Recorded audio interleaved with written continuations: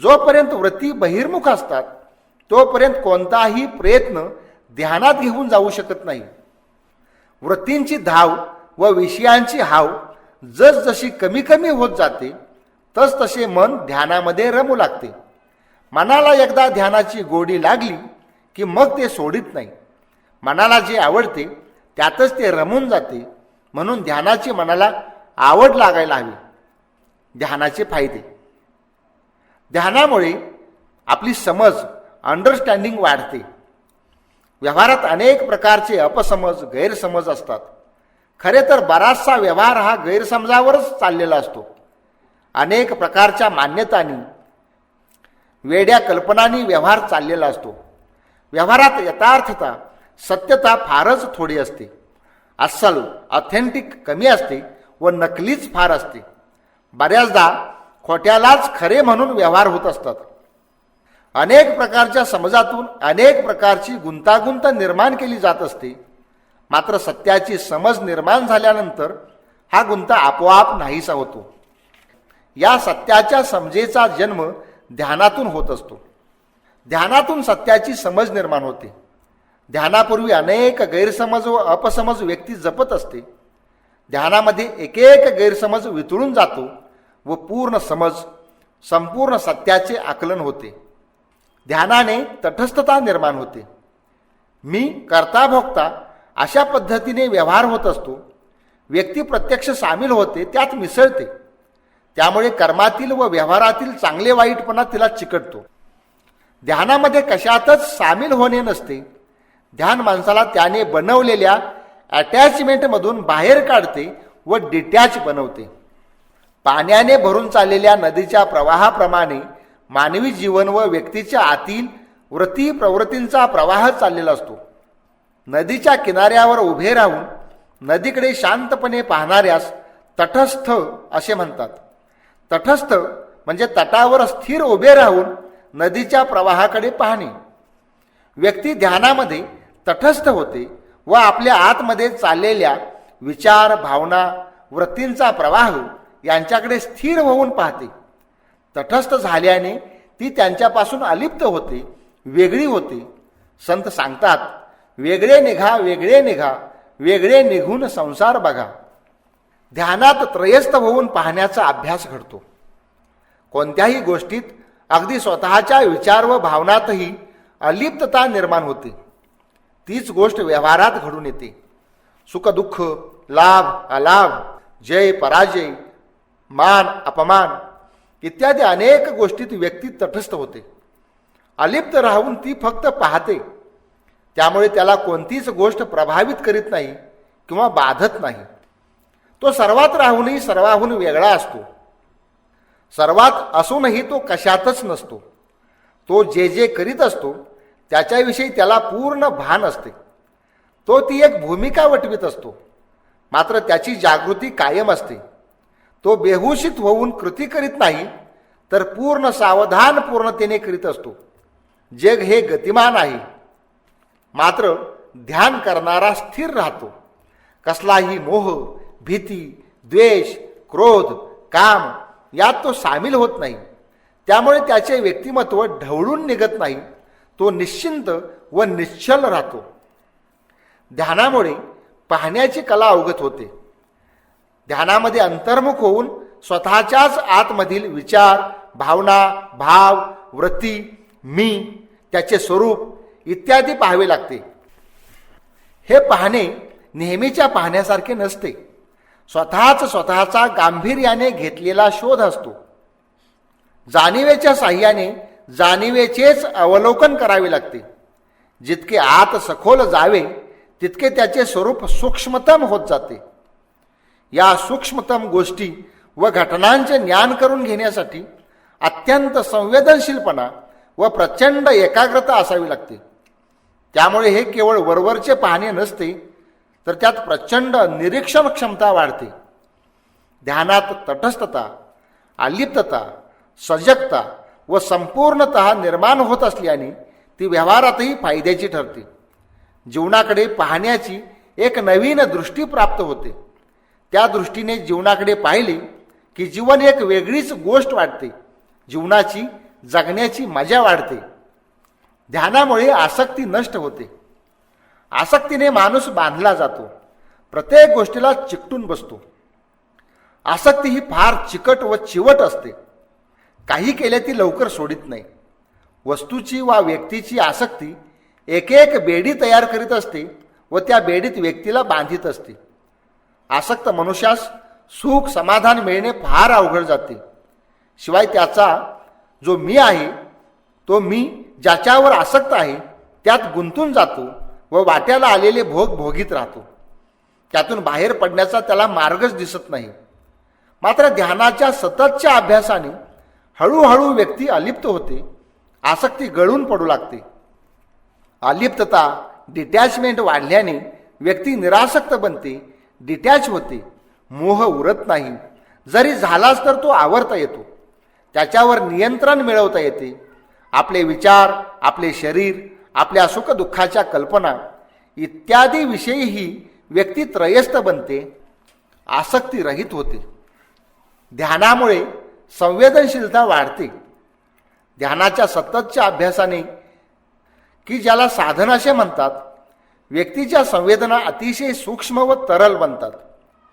प्रथम स्वतःच्या श्वासाचे, नंतर हृदयाच्या ठोक्याचे, नंतर रक्ताभिसरणाचे ध्वनी ऐकायला येतात. अतिसूक्ष्म व सखोल अवस्थेत अत्यंत सूक्ष्म गोष्टीचेही ज्ञान होऊ शकते. बोथट व संवेदनाहीन माणसास ध्यानाचा अनुभव येणे अशक्य आहे. व्यवहारात जगताना माणसं बोथट बनत जातात, निबर बनतात. मन मरून जाते व त्यांच्या कोशाचे कवच जाड बनत जाते. ध्यानामध्ये सर्व कोश वितळून जातात व फुटून जातात. केवली बनते. सर्व संवेदना सूक्ष्म व तीक्ष्ण बनतात. ध्यानात सुरुवातीला साधी सुई जरी पडली तरी मोठा स्फोट झाल्याप्रमाणे जाणवते. संवेदना अतिशय तरल बनतात. त्यामुळे अनुभवाची उत्कटता वाढते. संत श्रेष्ठ तुकाराम महाराजांना जीवनाचा जो उत्कट अनुभव आला तो त्यांच्या सूक्ष्म व तरल संवेदनामुळेच. ध्यानामुळे आपल्या भावनावर नियंत्रण येते. भावनेवर नियंत्रण मिळवणे तसे अवघड काम. कोणत्या क्षणी क्रोध येईल व तोल जाईल हे काही सांगता येत नाही. मन कधी कशाकडे आसक्त होईल, कधी कोणता दुष्ट विचार मनात तरळून जाईल काही भरवसा नाही. मात्र ध्यानामुळे भावनांचा खेळ समजू लागतो. आपल्या मनात चाललेला त्यांचा धांगडधिंगा आपणास नीट समजू लागतो. सर्वच बाबतीत समज वाढते व आत काय काय चाललंय याचं भान येऊ लागतं. एकदा का असे भान आले की मग त्याच्यावर नियंत्रण मिळवणे अगदी सोपे होऊन जाते. लोक ते काय करीत असतात हे त्यांनाच माहीत नसते. त्यांच्या उक्ती व कृतीविषयी ते अनभिज्ञ असतात. नंतर पश्चाताप करीत बसतात. ध्यानाच्या अभ्यासाने भावनांचे संतुलन साधता येते. भावनांवर नियंत्रण येते. भावना निर्माण झाल्या तरी भावनांचा तोल जाऊ दिला जात नाही. एक संयत व संतुलित अवस्था निर्माण होते. ध्यानामुळे निर्णय क्षमता वाढते. मनात संभ्रम व बुद्धीत गोंधळ अशी सर्वसामान्यपणे अवस्था असते. काय करावे व काय करू नये या दोन प्रश्नांनी भल्या भल्यांची दमछाक केली जाते. एक योग्य निर्णय आयुष्याचे सोने करतो तर चुकीचा निर्णय आयुष्याची माती बनवतो. नेमके काय करावे याचा निर्णय ध्यानी लोक सहजपणे घेतात व त्यांचे निर्णय अलिप्तपणे घेतले असल्याने योग्य निघतात. निर्णय घेण्यामध्ये अनेकविध भावना व विचार आड येत असतात. मात्र ध्यानामुळे तो आडपडदा नाहीसा होतो. निर्णय क्षमता वाढतेच, पण निर्णयाची योग्यताही वाढते. कारण संपूर्ण अलिप्तपणे राहून घेतलेला निर्णयच सर्व निर्णयाहून योग्य असू शकतो. कशाचा पक्षपातीपणा राहत नाही. न्यायाधीश जसा कोणत्याच बाजूचा नसतो, तो दोन्ही बाजू ऐकून घेऊन निर्णय देतो. तो जर कुणा एकाची बाजू घेईल तर येणारा निर्णय हा पक्षपाती असतो. ध्यानामुळे योग्य निर्णय घेण्याची शक्ती वाढते. ध्यानामुळे कार्यक्षमता वाढते. कार्यक्षमता कधी ढासळते? भावनात्मक असंतुलनाने. शरीर, मन, आत्मा यांच्यात ताळमेळ व संतुलन नसेल तर भीती, नैराश्य, अपराधभाव इत्यादी गोष्टी जेव्हा येतात तेव्हा, कामाची निरस्ता किंवा अनावडत्या कामाने विचार व्यवस्थित नसतील तेव्हा, मात्र ध्यानाने भावनांचे संतुलन होते, शरीर मन आत्मा यांच्यात सुसंवादित्व निर्माण होते, भीती क्रोधादी गोष्टीपासून अलिप्तता प्राप्त होते, कामात आवड व एकाग्रता निर्माण होते आणि सद्विचारांची जोपासना होते. म्हणून मनुष्याची कार्यक्षमता ध्यानामुळे वाढते. व्यक्ती नेहमी प्रसन्न व उत्साही राहते. ध्यानानं मनाची शक्ती टिकून राहते. आपले मन म्हणजे शक्तीचे महाभांडार आहे, महासागर आहे. त्याच्यामध्ये अनंत शक्ती वास करीत असतात. सर्व प्रकारच्या शक्ती सुप्त रूपाने वसत असतात. त्यामुळे ते काहीही करू शकते. या त्रिभुवनामध्ये मनाला अशक्य असे काहीच नाही. मनाच्या शक्तीचा प्रवाह जिकडे वाहत असेल त्याच गोष्टी घडून येत असतात. माणसास त्याच्या जीवनामध्ये जे अनुभव येत असतात ते त्याच्या मनाच्या शक्तीचा प्रवाह ज्या दिशेला असतो तेच असतात. व्यवहारामध्ये मनशक्ती छोट्या छोट्या गोष्टीमध्ये विखुरली जाते व मनशक्तीचा अपव्यय होत असतो. मन जेव्हा अस्थिर व अशांत असते तेव्हा सर्व शक्ती इतस्ततः जाऊन क्षीण होते.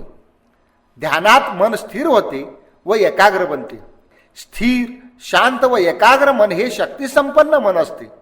मनाची शक्ती टिकून राहिली तर माणूस दमत नाही, उत्साह मावळत नाही, जोश व जोम राहतो.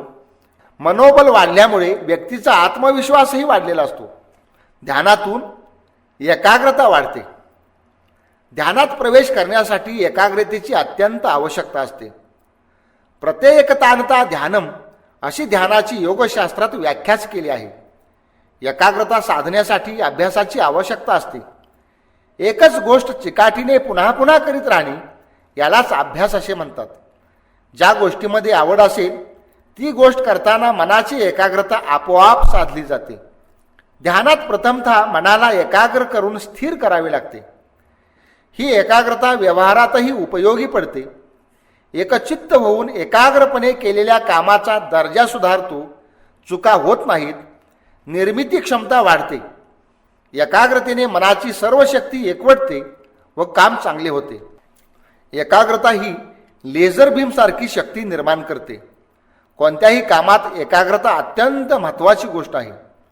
मन स्थिर व एकाग्र नसेल तर काहीच व्यवस्थित होत नाही. ध्यानामुळे स्मरणशक्ती सुद्धा वाढते. स्मरणशक्ती ही मनाची विशेष शक्ती आहे. आपल्या समाजात ज्याची स्मरणशक्ती चांगली आहे त्याला हुशार असं समजलं जातं. स्वामी विवेकानंदांची स्मरणशक्ती अतिशय जबरदस्त होती, उत्तम दर्जाची होती. एकदा वाचलेले पुस्तक जसेच्या तसे त्यांच्या स्मरणात राहत असे. ध्यानामुळे स्मरणशक्तीमध्ये खूपच सुधारणा होते. त्याचे कारण स्मरणशक्तीला गरज असते एकाग्रतेची. एकाग्रता वाढली की स्मरणशक्ती ही आपोआप वाढते. ध्यानामध्ये एकाग्रतेचा अभ्यास होतो. मनाची एकाग्रता ही सवयीने साधता येते. तसेच त्यासाठी त्या गोष्टीची आवडही असावी लागते. ज्या गोष्टीत मन रमते, मनाला जी गोष्ट मनापासून आवडते ती गोष्ट करताना मन एकाग्र होऊ शकते. ध्यानात प्रथम मनाच्या एकाग्रतेचा सराव होतो. ती एकाग्रतेची साधना कोणतेही काम करीत असताना उपयोगी पडते. एकाग्रतेमुळे स्मरणशक्तीमध्ये प्रचंड सुधारणा होते.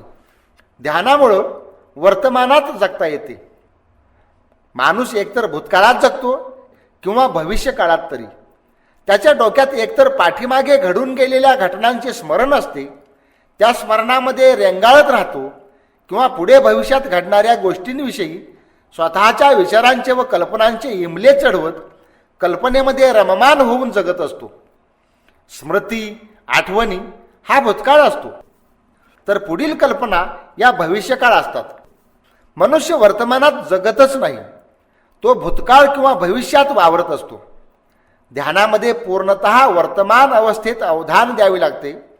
शरीर, शरीरातील क्रिया, इंद्रिये, त्यांना येणारे अनुभव, आंतरिक जगतामधील घडणाऱ्या घडामोडी या सर्वांविषयी ध्यानाने सजगता येते व ही सजगता वर्तमानात जगत असते. ध्यान म्हणजेच वर्तमानात उपस्थित असणे. त्यामुळे ध्यानी मनुष्य वर्तमानाशी नाते जोडतो. ध्यानाने असणाऱ्या सर्व समस्या सहजपणे सोडवता येतात. जीवनात अनेक समस्यांचे गुंते झालेले असतात, मात्र ध्यानाने सजगता येते, अलिप्तता येते, एकाग्रता येते. त्यामुळे प्रचंड शक्ती निर्माण होते. कितीही मोठी समस्या व्यक्ती स्वतःच सोडवते किंवा त्या समस्येला समर्थपणे सामोरे जाते. त्या व्यक्तीला प्रश्नांची उकल होते. कित्येक प्रश्न हे प्रश्नच उरत नाहीत, कारण समज वाढलेली असते. प्रश्न निर्माण होतात गैरसमजातून व मान्यतातून, पण ध्यानाने या मान्यता नष्ट होतात व गैरसमज पळून जातात. ज्यावेळी व्यक्तीची लेवल 5 असते व जर समस्या 10 लेवलची असेल तर ती समस्या त्या व्यक्तीपेक्षा मोठी असते, त्यामुळे ती त्याला सोडवता येत नाही. मात्र व्यक्तीची लेवल जर 10 झाली व समस्या 5 लेवलची असेल तर ती समस्या ही त्याला समस्याच नसते. छोटी समस्या तो सहजपणे सोडवू शकतो. ध्यानाने व्यक्तीची लेवल वाढते व समस्या छोटी बनत जाते. ध्यानातून शारीरिक व मानसिक आरोग्य सुधारते. शरीर व मनाचे सुसंवादित्व निर्माण होते. शरीराच्या चुकीच्या गोष्टीचे मनावर विपरीत परिणाम होतात व मनाच्या अनेक चुकीच्या गोष्टींचे शरीरावर दुष्परिणाम होतात. पण मन संयमित व संतुलित व शरीर व्यवस्थित राहिल्याने त्यांचे आरोग्य सुधारते. शरीर व मनाला पूर्ण विश्रांती मिळते. विश्रांती किंवा आराम हे रामबाण औषध अनेक रोगांसाठी आहे. ध्यानाने पूर्ण विसावा मिळतो. शरीर व मन ताजे टवटवीत होते. त्याची काम करण्याची क्षमता वाढते. सृजनशीलता वाढते. नवनिर्मिती वाढते. हृदयविकार, ब्लड प्रेशर, मनोशारीरिक आजार, मधुमेह, अल्सर, लकवा, पॅरालिसिस इत्यादी प्रकारच्या आजारांवर ध्यानाने चांगले परिणाम झाल्याचे निष्कर्ष आहेत. हृदयविकारासाठी तरी आसने आणि ध्यान हे संजीवनीसारखे काम करते असे आढळून आलेले आहे. ध्यानाने शरीर व मन तणावमुक्त होते. सदोदित टवटवीत फुलासारखे ताजे राहते, हसत राहते. ध्यानाने व्यक्तिमत्वात संपूर्ण बदल घडून येतो. व्यक्तीचा दृष्टिकोन बदलतो, विचार बदलतात, भावना बदलतात, इच्छा नियंत्रण येते, संकल्पशक्ती वाढते, पाहण्याची पद्धती बदलते, गोंगाटातही शांतीचा अनुभव घेता येणे शक्य होते, श्रवणशक्ती वाढते, सूक्ष्म व दूरचे आवाजही सहजपणे ऐकू येतात. विशेष म्हणजे आतला आवाज सुद्धा व्यवस्थित ऐकता येतो. मनाचे खेळवणे समजते. मनाची वटवट कळून येते. जगाचा गुंता स्पष्ट दिसतो व त्याची उकल होऊ लागते. आपल्या व इतरांच्याही मनाचे अंतरंग कळू लागते. आपले विचार व इतरांचेही विचार दिसू लागतात. मनातील गोष्टी चित्रासारख्या स्पष्ट दिसतात. स्वतःचेच निरीक्षण व परीक्षण व्यवस्थित करता येते. दोष समजून घेता येतात व ते प्रयत्नपूर्वक घालवता येतात.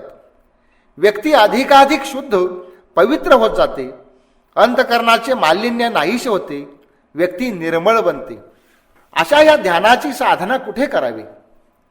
साधनेविषयी स्वामी विवेकानंद आपल्या राजयोगात म्हणतात, जिथे अग्नी व पाणी यापासून काही धोका असेल अशा जागी, वाळक्या पानांनी झाकलेल्या जमिनीवर, वारुळांनी भरलेल्या जागी, जंगली जनावरे असलेल्या ठिकाणी, चौरस्त्यावर, जिथे फार आवाज होत असेल अशा स्थानी, भयावह ठिकाणी, जिथे दुर्जनांची संख्या जास्त आहे अशा स्थळी योग साधना किंवा ध्यान साधना करू नये.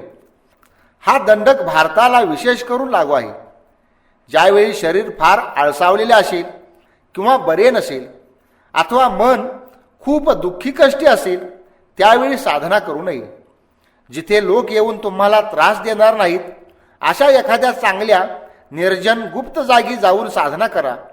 अपवित्र जागी बसून साधना करू नये.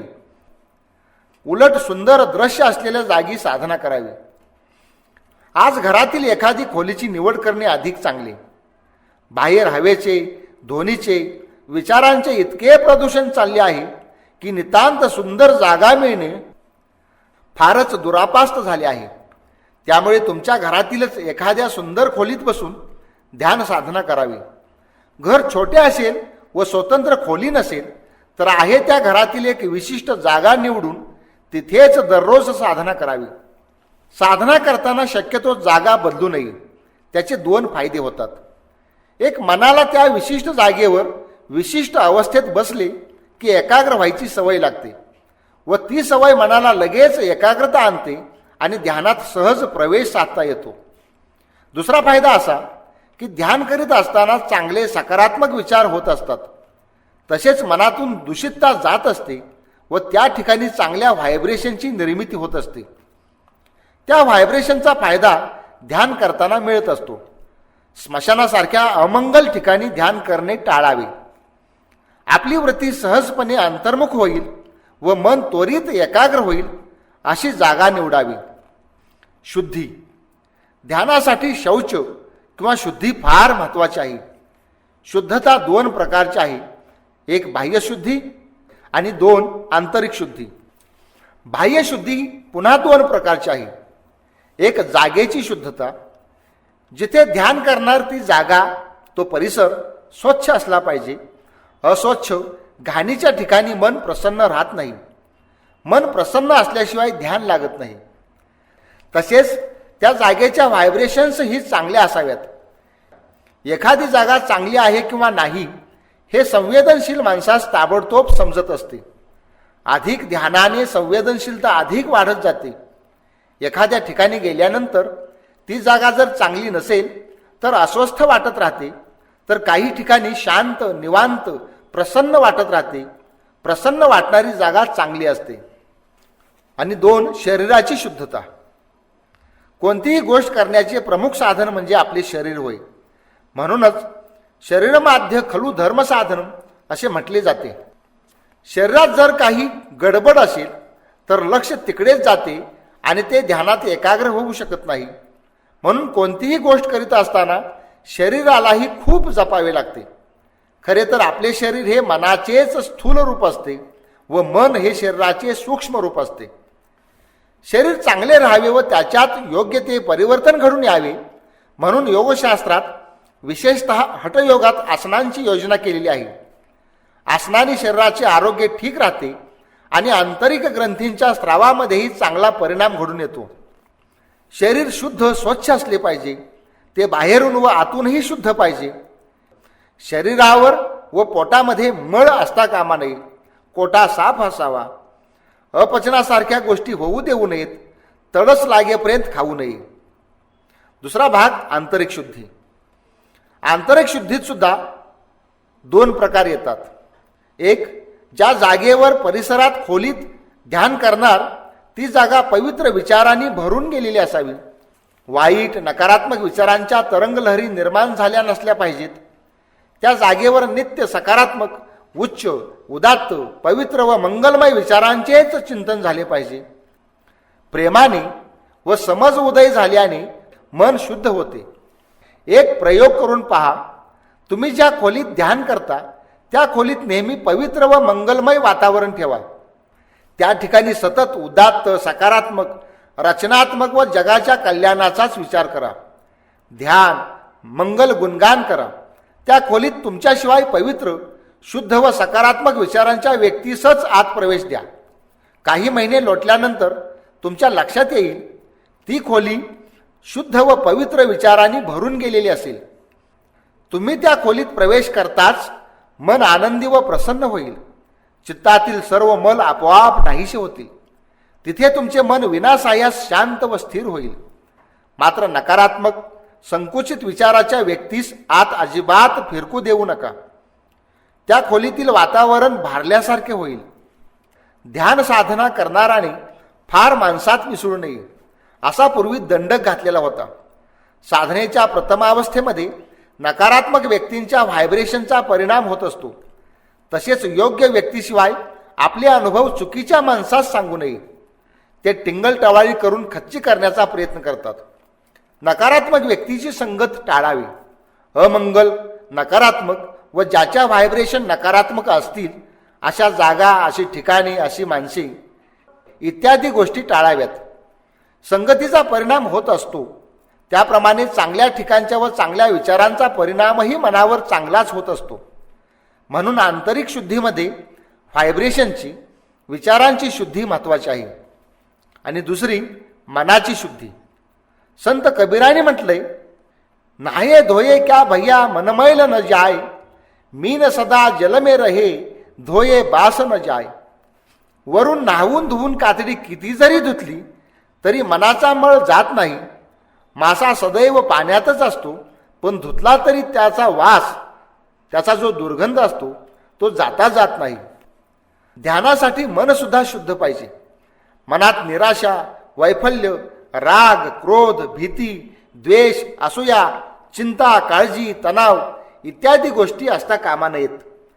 विचार, भावना, कल्पना व इच्छा जर करायची झाली तर ती सदैव चांगलीच करायची, कर्म चांगले करायचे. सेवाभावी व्रतीने कर्मानुष्ठान घडले की मन शुद्ध होऊ लागते. शिवाय सर्वस्वी ईश्वर समर्पण केले तरी मन शुद्ध होते. मनात कसल्याही प्रकारचा मळ असू नये असे अंतर्बाह्य निर्मळ झाले की शुद्धी प्राप्त होते. ध्यान हे ध्यानपूर्वक करावे. माणूस बहुधा बेहोशीत कर्मे करीत असतो. ध्यान करणे म्हणजे जागृत होणे, जागृतपणे करणे, पूर्ण होशमध्ये राहून करणे. नित्याच्या सवयीने ते ध्यान कराल तर ते ध्यान असणार नाही, ती सवयीची कृती होईल, एक मशनीची क्रिया होईल. सजगता, जागृती व वर्तमानात राहणे हे ध्यानात महत्त्वाचे आहे. ध्यानात नित्य नूतनता असते. प्रत्येक क्षण नवा असतो. बऱ्याचदा असे होते की ध्यान करीत असताना अनवधानाने मध्येच एखादा विचार येतो आणि त्या विचाराच्या प्रवाहाबरोबर ध्यान करणारा वाहत जातो. तो एकामागून एक असे विचार करीत राहतो. विचारांची श्रंखला तयार होते, ध्यान बाजूला राहते आणि विचारच करीत बसतो. बराच वेळ झाल्यानंतर त्याच्या लक्षात येते की अरे, आपण तर ध्यान करीत बसलो आहे. म्हणून ध्यान ध्यानपूर्वक पूर्ण सजगतेने करावे. ध्यानाला कधी विधी बनवू नका. निसर्गाच्या law of cosmic habit force या नियमाप्रमाणे एकच गोष्ट पुन्हा पुन्हा करीत राहिले तर त्याचीच मनाला सवय होते. एकदा सवय झाली की व्यक्तीची सजगता, जागृती संपून जाते व प्रत्येक क्रिया सवयीनेच होते. मग ती एक जड क्रिया बनून जाते. ध्यान नित्य नूतन आहे. त्यात प्रत्येक क्षणात नाविन्य आहे, कारण ध्यान वर्तमानात असते. रोज रोज तीच कृती केल्याने व इतर अवडंबर चालू ठेवल्याने ध्यान हाच एक विधी बनतो. ध्यान ही विधी नाही, कारण ती करायची गोष्ट नाही. ध्यान हे घडते, ती एक प्रक्रिया आहे. विधी बनला की त्यात जडत्व येते. विधी मृतवत आहे, त्यात चैतन्य नसते. ध्यान म्हणजे नित्य नूतन चैतन्याचा विलास असतो. विधी एक कर्मकांड बनते. ध्यानाला कर्मकांड बनवू नका. कर्मकांडात पुन्हा बेहोश येते, जागृती संपते. म्हणून ध्यानाला विधी बनवू नका. त्याचे नाविन्य, सतेजपणा, टवटवीतपणा तसाच ठेवा. ध्यानाची वेळ. ध्यान केव्हा करावे? मन एकाग्र होण्यासाठी संधिकालाची वेळ अत्यंत चांगली असते.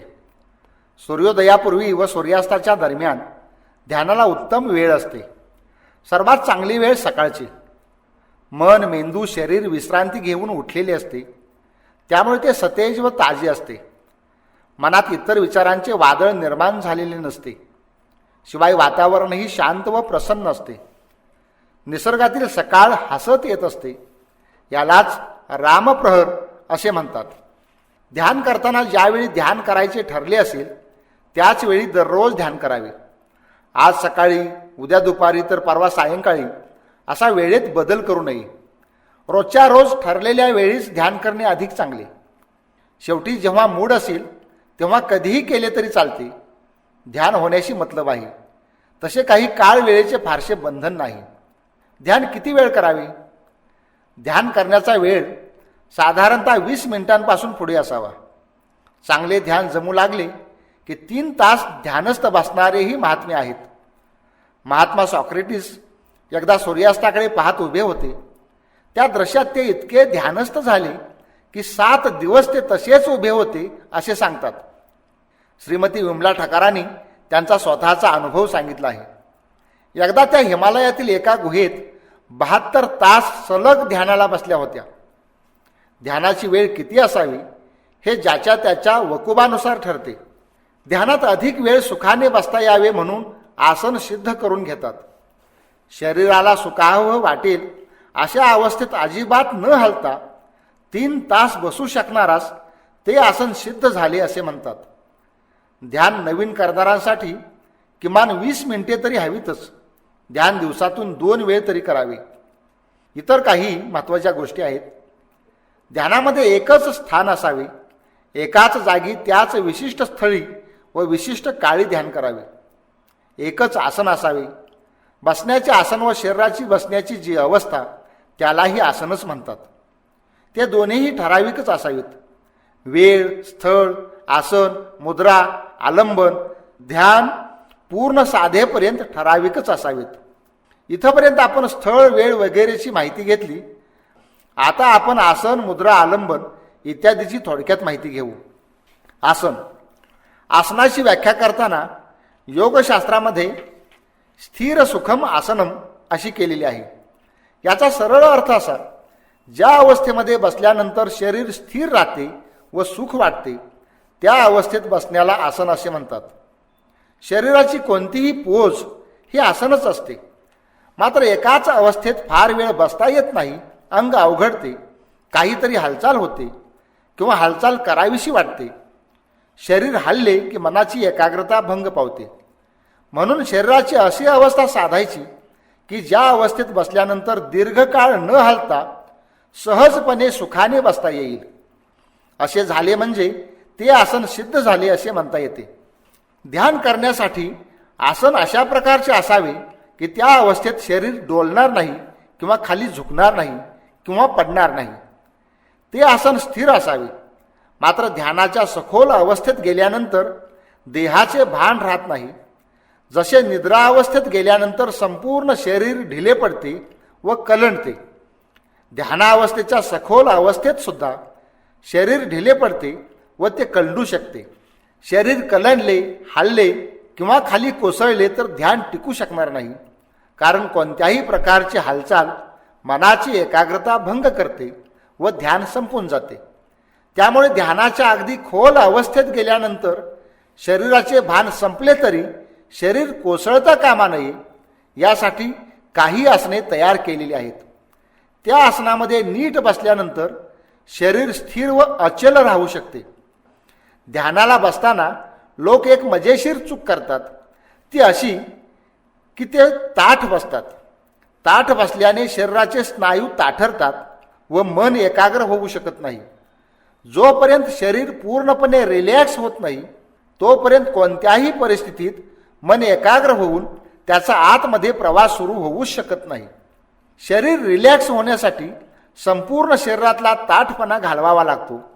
ताठ बसल्याने शरीर शिथिल होत नाही व ध्यान लागत नाही. ताठ बसा याचा एकच अर्थ आहे, तो म्हणजे सरळ बसा. सरळ बसा म्हणजे शरीर ताठवून बसा असा होत नाही.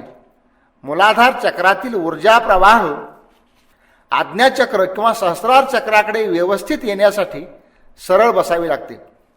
सरळ बसण्याचा आणखीन एक फायदा आहे. जशी एखादी बाटली सपाट टेबलावर व्यवस्थित सरळ ठेवली तर ती त्याच अवस्थेत राहते, पडत नाही. तसेच शरीराचेही आहे.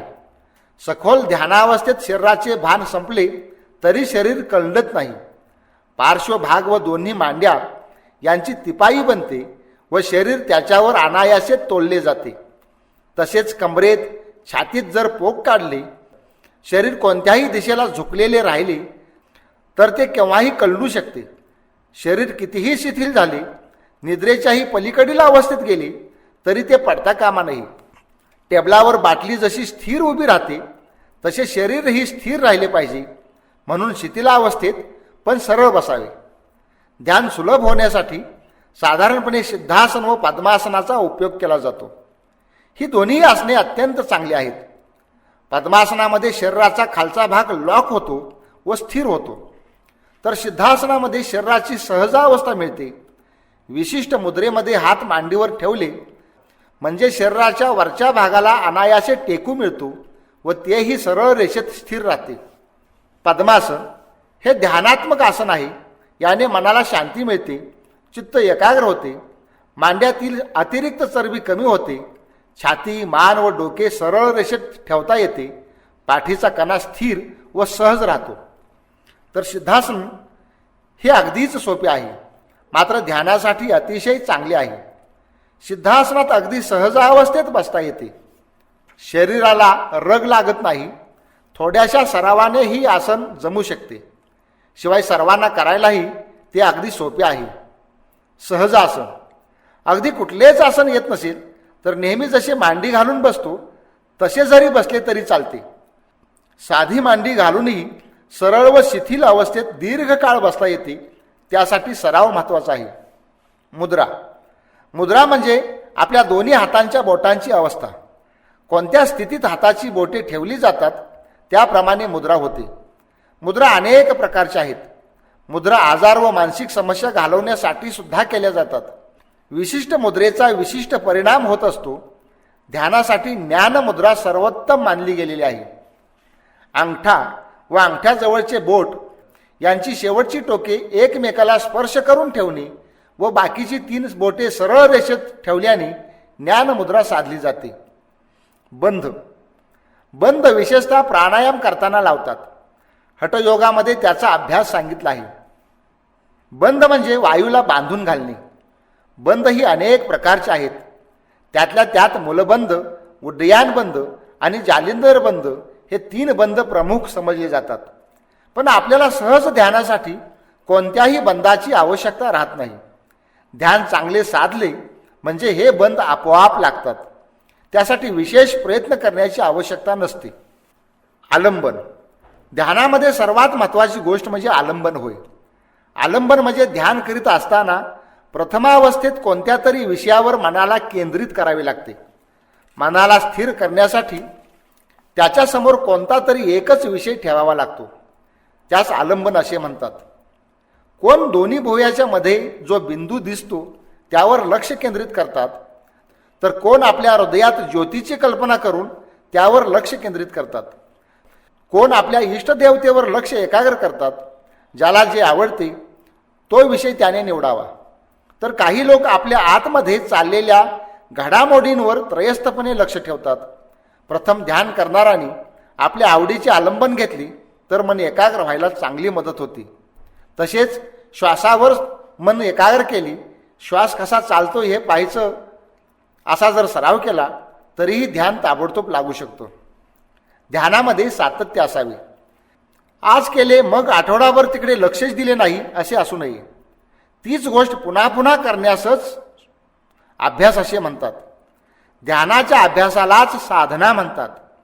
साधना ही सातत्याने करावी लागते. अखंडितपणा असावा. ध्यान करता येत नाही ते साधावे लागते. ध्यानाला आवश्यक व पूरक गोष्टी तेवढ्या करता येतात. याच्या पुढचा भाग आपण भाग नंबर 2 मध्ये पाहू.